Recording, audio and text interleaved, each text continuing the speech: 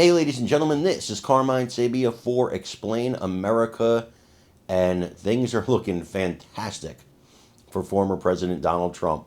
Before we get started, please make sure you like, comment, share, and subscribe. Those little things really help us out, and they help our channel continue to grow. You know, Donald Trump's poll numbers against the rest of the Republican field have been skyrocketing for months. There's no one anywhere close to him.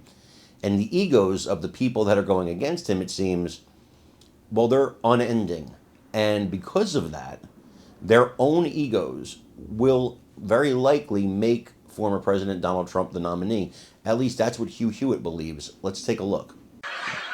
I endorse New Balance wholeheartedly, without a doubt.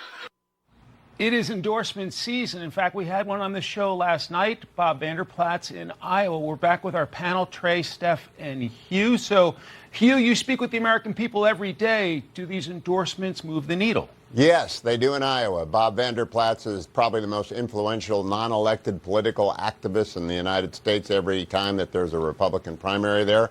Combined with the governor there, that's a big 1-2 punch for Governor DeSantis. But the reality is, if there's more than one contender among Governors DeSantis and Christie and Ambassador Haley come South Carolina or Florida, then former President Trump has effectively won. They can't go into Florida with more than one candidate, and Mr. Ramaswamy doesn't really matter in this calculation. If the field doesn't consolidate, I don't see how Donald Trump isn't the nominee. Let's take a look at the Real Clear Politics average of recent polls in Iowa with President Trump, former President Trump, up nearly 30 points over Governor DeSantis. Then there's Nikki Haley. Tim Scott has since dropped out. But Governor DeSantis has picked up a couple of huge endorsements in Iowa. Steph, your expectations? Look, I mean, these endorsements in Iowa are huge for DeSantis, who has been struggling to gain some momentum back over the past few months. And this is especially important because if you're looking at some of the averages of Iowa polls, Nikki Haley has been starting to gain on him in Iowa as well. And of course, as Hugh points out, this is really a race for second place, a race for being the, Trump alternative here. And so DeSantis really needs to hit it out of the park in Iowa if he's going to remain the most likely, anti-Trump candidate.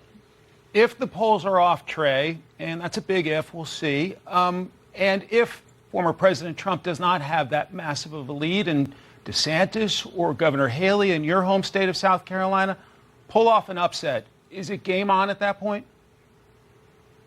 It would if all of those hypotheticals were to come true, Mike. I'm not sure they will. And look, Hugh Hewitt and Steph have forgotten more about politics than I will ever know. I actually don't think endorsements matter that much, with the one exception.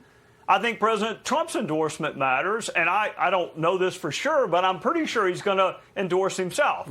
So, yeah, Ron got Kim Reynolds, Bob Vanderplaat. Good for him. I'd rather have him than not, but I don't think it's going to move the needle. He is the prohibitive favorite.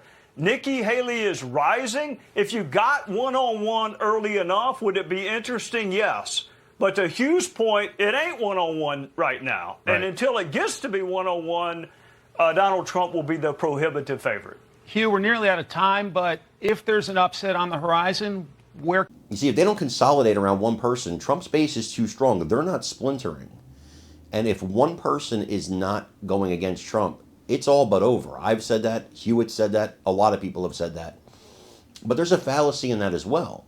Because a lot of people believe that if Nikki Haley, let's just say, Nikki Haley drops out, Chris Christie drops out, and it's just Ron DeSantis left, that everybody who was supporting Nikki Haley and everybody who was supporting Chris Christie is going to run to Ron DeSantis. That's likely not the case.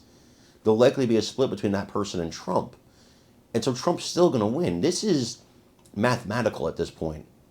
Unless something astronomical happens, this thing's over. And it's going to be Trump versus Biden, or if Biden drops out, whoever the Democrats put in there. I want to know what you think about this story. Please let me know in the comments. Do you see this happening? Do you see any kind of race happening with the Republican Party? Or is the news just trying to make news? Let me know. Also, please remember to like, share, and subscribe. It really helps us out. I'm Carmine Sabia. This is Explain America. We love you guys. God bless you. Take care, everybody.